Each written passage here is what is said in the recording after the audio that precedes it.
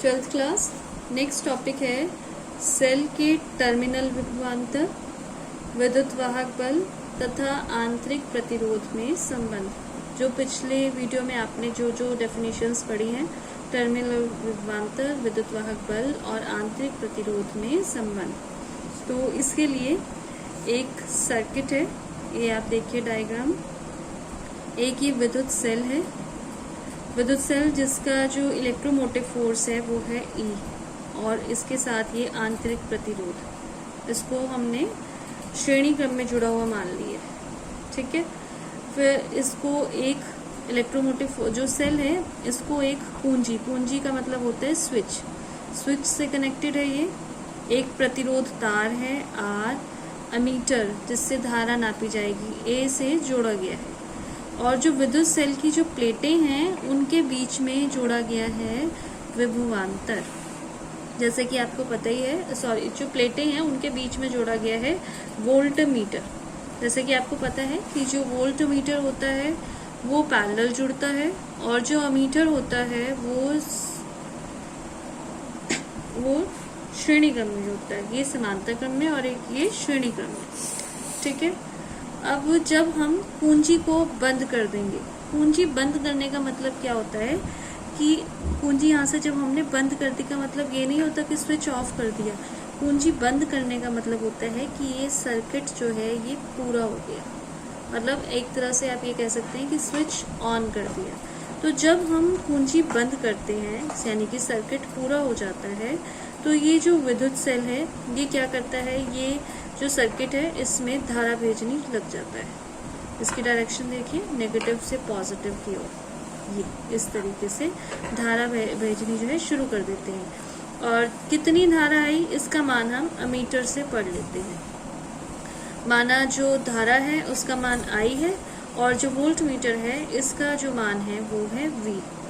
तो अब आपको पता है कि जो आवेश द्वारा जो किया गया कार्य, विद्युत सेल द्वारा जो किया गया कार्य है, W = होता है EQ। क्या आपने पढ़ा भी है अभी पीछे, इलेक्ट्रोमोटिव फोर्स E = W/Q होता है।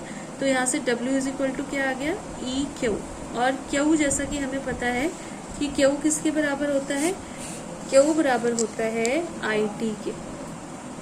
तो ये Q बराबर IT का मान हम यहाँ रख देंगे, तो W बराबर किसके आ गया, EIT। अब अगर हम ये माने कि जो विद्युत सेल है उसके जो बाहर किया गया कार्य है, W जो बाह्य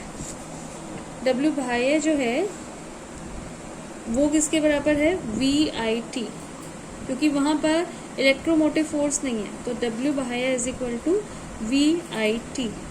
और जो W आंतरिक है, जो अंदर की तरफ किया गया कार्य है, क्योंकि वहां पर आंतरिक प्रतिरोध भी होगा, तो वहां पर V की जगह क्या होगा, V'(IT), और V' किसके इक्वल होगा, I²R और साथ में T, क्योंकि V' = IR है, एक I पहले ही है, तो I²R ये कौन सा R है, ये आंतरिक प्रतिरोध वाला R है, क्योंकि हम W आंतरिक काउंट कर रहे हैं, तो इसलिए प्रतिरोध भी कौन सा लेंगे, आंतरिक, ठीक है। तो जो कुल किया गया कार्य होगा W = W बाह्य प्लस W आंतरिक। W का मान EIT जो इलेक्ट्रोमोटिव फोर्स की वजह से किया गया कार्य है, W बाह्य जो है VIT, और W आंतरिक जो है I²RT। तो यहाँ से IT जो है हर एक टर्म में से निकल जाएगा, कॉमन है, कैंसिल आउट हो जाएगा। यहाँ सिर्फ बचेगा E, यहाँ बचेगा V, और यहाँ बचेगा IR। तो V का मान क्या आया, V का मान आया E-IR। तो इसका मतलब ये है कि जब विद्युत सेल जो है वो धारा दे रहा है, क्योंकि हमने पूंजी बंद कर दी, स्विच ऑन कर दिया, तो धारा देनी शुरू कर दी सेल ने। तो जब विद्युत सेल धारा दे रहा होता है तो उस टाइम जो प्लेटों के बीच में विभवांतर होता है V, ये क्या है, E से कम होता है, विद्युत वाहक बल से कम होता है।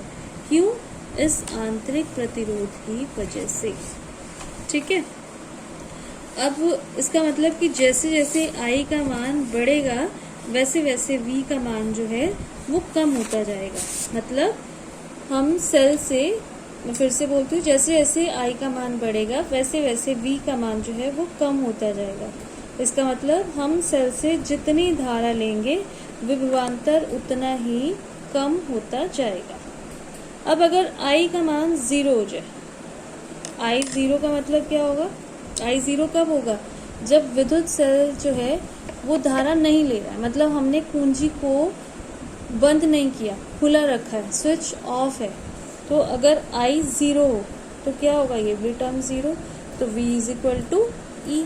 इसका मतलब उस कंडीशन में जब हम स्विच ऑफ रखते हैं, कुंजी को बंद नहीं करते, विद्युत सेल जो है वो धारा भेजनी शुरू नहीं करता, तो उस टाइम जो विद्युत वाहक बल है और टर्मिनल विभवांतर है उन दोनों के मान कैसे रहते हैं?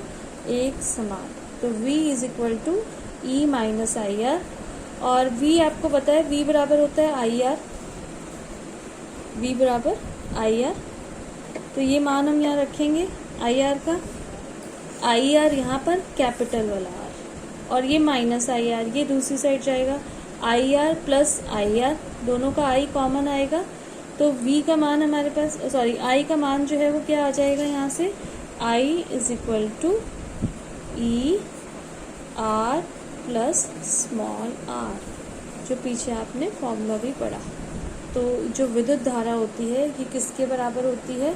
विद्युत वाहक बल और कुल प्रतिरोध के अनुपात के बराबर होती है।